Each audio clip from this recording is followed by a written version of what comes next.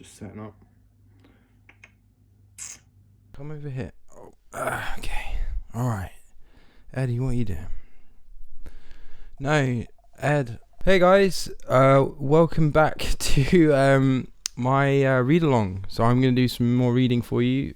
I hope you enjoy it. We are reading WACOOH, my book. And we have just gotten up to the point where, the very beginning of the book, where Quentin, our hero, he has just had his annual blood exam to figure out why he is immortal. And the town he lives, New Havila, are very interested in this. They want to know why. But they can't figure it out. And suspiciously enough, he has a second blood test. And they don't know why. Why are they giving him a second blood test? We don't know. So I hope you enjoy it. This is the next few sort of pages for WACOOH. So enjoy. A few moments later, Quentin stood at the surgery's reception desk, surrounded by New Havila's sick and needy, hoping that none noticed him. A man sat hunched in a chair. One of his horns had grown in a curl from the top of his forehead and into the underside of his chin.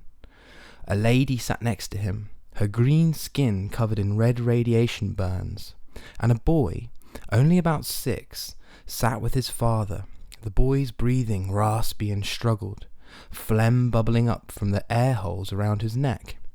The lot of them must have come all the way out from the Gamma Valley, hopeless unless they can make it to Waters.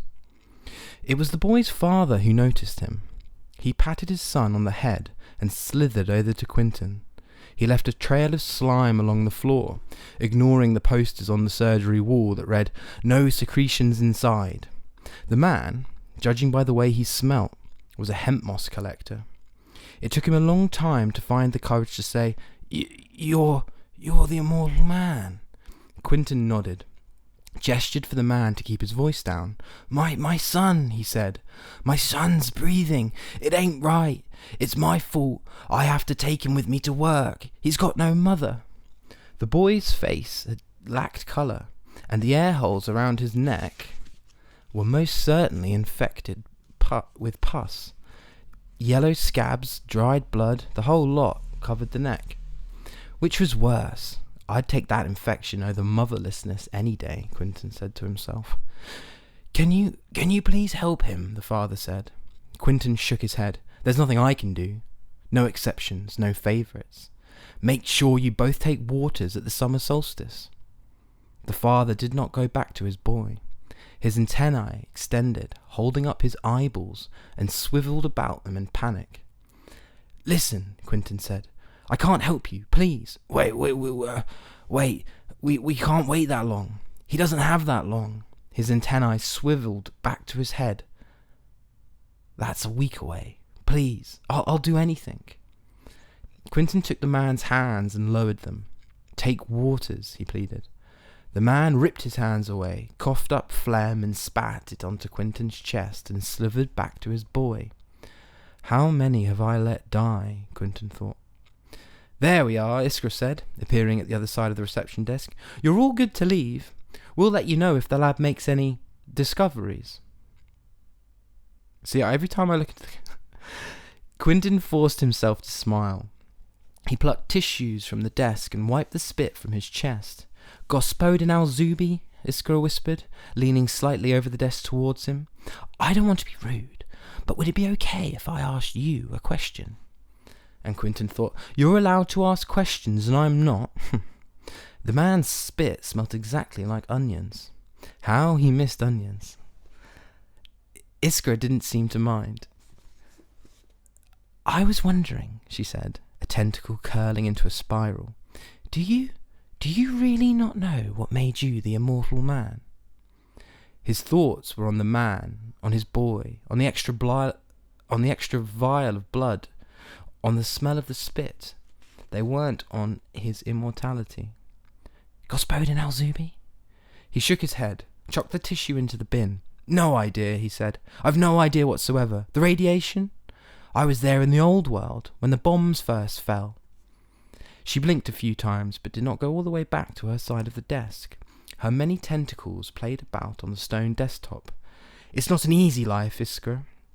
and he walked out of the surgery to go find his bicycle, the boy's raspy breathing the last thing he heard inside the surgery. I didn't say surgery, you get it. I'll crack on a little bit more. I think we might go for 10 minutes. I'll see how that goes. So if you're enjoying this, just keep listening. Ganymede Geiger counters, cried a Masquerade trader stationed right outside the doctor's surgery, hawking Ganymede manufacturing products. Don't leave town without 'em.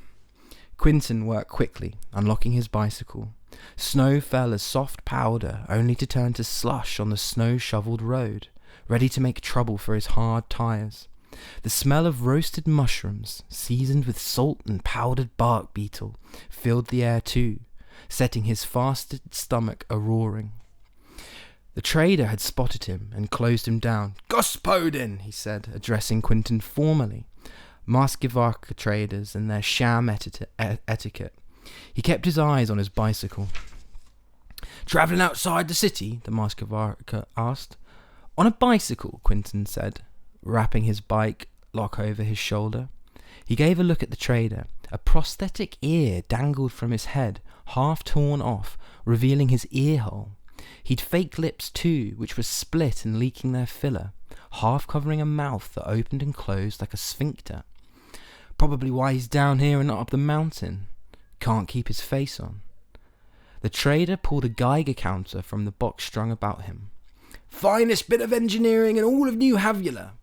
"Go bother the sub-Solomers," Quinton said, and hopped onto his bicycle. "If only I could, Gospodin, but they're light on tradable goods at the moment, and if you don't have a license to trade them for heat and power credits, I ain't even got a nibble in my pocket. No cabbage, no wheat, nothing." Quinton squeezed his brakes, the strain making his recently punctured arm throb, and said, "They aren't trading crops." The Masquerade trader spat on the floor. "Nothing, Gospodin. You look like a man who goes outside the city. Here," he held out a Ganymede Geiger counter. "Listen to that click-click chirp." The counter crackled and clicked infrequently, the radiation being as near to nothing in town. They must have their reasons not to sell to the Masquerades. It can't be as bad as all that.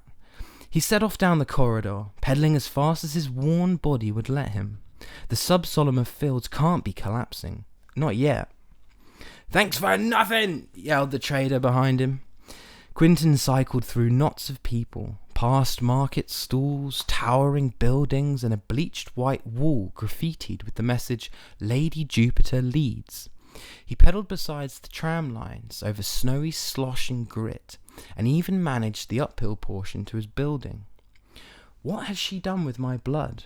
He wondered.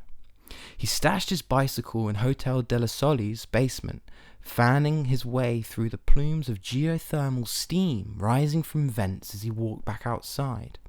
He headed into the lobby, decided to take the stairs, avoiding Jed, the elevator operator, and his endless prattle on the lucha libre, and soon shoved his key into this room's door. As he walked in, the centuries-old floorboards creaking, he stepped on a letter. He shut the door softly, hoping to not draw the attention of his neighbours or, if she was still about, that post lady. He picked the letter up, blazoned by the stamp of Lady Jupiter's Resource Council and marred by some icky black goo.